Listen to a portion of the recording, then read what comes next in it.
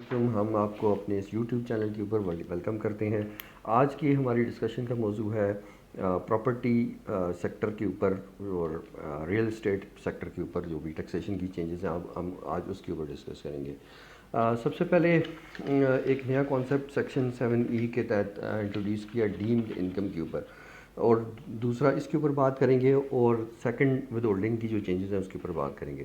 اچھا، سب سے پہلے ڈیمڈ انکم جو کہ سیکشن 7E کے تحت انٹروڈیوس کی گئی، اس میں وہ پراپرٹی جو کہ نان یوٹیلائزیشن لینڈز جاتی ہیں، جن کی ڈیفینیشن یہ ہے کہ جو کہ آپ نے کمرشل پراپرٹیز، ایگریکلچر پراپرٹیز یا پھر ریزیڈینشیل پراپرٹیز آپ نے for the purpose of appraisal یا پھر فیوچر رینٹل کی پرپز کے لیے آپ نے رکھی ہوئی ہے، اس کے لیے اس پراپرٹی کے اوپر ڈیمڈ انکم کا کانسیپٹ اپلیکیبل ہوگا، اور اس سے پھر جو ٹیکس ہے اس کی فیئر مارکیٹ ویلیو اس کی کنسیڈر نکالی جائے گی، جو اور اس میں اس کی جو فیئر مارکیٹ ویلیو ہے اس کا 5% اس کی ڈیمڈ انکم ہوگی، اور اس کا 20% جو ہے وہ ٹیکس لگے گا۔ اب سب سے پہلے بات کرتے ہیں کہ یہ ڈیمڈ انکم کس پراپرٹیز کے اوپر اپلیکیبل ہی نہیں ہے۔ نمبر 1، جو سیلف اونڈ پراپرٹیز ہیں اس کے اوپر یہ اپلیکیبل نہیں ہوگی۔ سیلف اونڈ پراپرٹیز میں پرائیویٹ پراپرٹی ہے جس میں وہ خود رہ رہا ہے، اور دوسرا یا پھر اس کے اوپر بزنس کر رہا ہے کوئی، تو اس کے اوپر یہ سیکشن اپلیکیبل نہیں ہوگا۔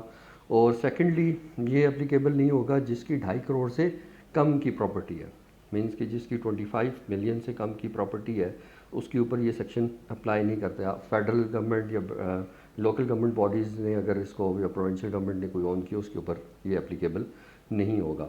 اب فیئر مارکیٹ ویلیو جو ہوگی اس کا 5% اس کا ڈیمڈ انکم کنسیڈر کی جائے گی، اور اس کی جو 20% ہے وہ اس کا ٹیکس کنسیڈر کیا جائے گا۔ اب اس رینٹ کو کیلکولیٹ کرنے کا طریقہ کار یہ ہے کہ لیٹ سپوز کہ کسی کی اگر پراپرٹی ہے کوئی 30 ملین کے قریب، تو اس کی فیئر مارکیٹ ویلیو اگر 30 ملین کا 5% لگایا جائے تو تقریباً 15 لاکھ روپیہ اس کی ڈیمڈ انکم ہوگی، اور اس کا 20% اس کی ٹیکس ہوگا۔ اس ٹیکس کو اپلیکیبل، اس کے ساتھ ساتھ ہم بات کرتے ہیں سیکشن 236C کے اوپر، سیل آف ایموویبل پراپرٹی۔ یہ پہلے اس میں یہ ہوتا تھا کہ اگر آپ پراپرٹی کو سیل کرتے ہیں تو 4 سال کے دورانیے کے بعد اگر آپ سیل کریں گے تو پھر آپ کے اوپر ٹیکس نہیں ہوگا۔ اب اس سیکشن میں، اب اس میں امینڈمنٹ جو آئی ہے اس میں جو چینجز کے لیے انہوں نے اس 4 ایئر کو بڑھا کے 10 سال کر دیا گیا، تو سیکشن 236C جو ہے اب اپلیکیبل ہوگا اگر آپ 10 سال کے اندر اگر آپ اس کو بیچتے ہیں۔ تو امینڈمنٹ میں ایک ایکسکلوژن بھی ہم ڈسکس کر دیتے ہیں۔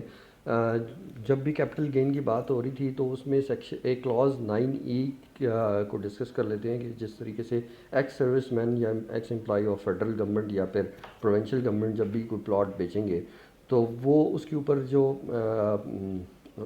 جو کیپٹل گین کی جو کلاس تھی اس میں یہ تھا کہ ان کو 50% کیپٹل گین اس کے اوپر ایگزیمپٹ تھا۔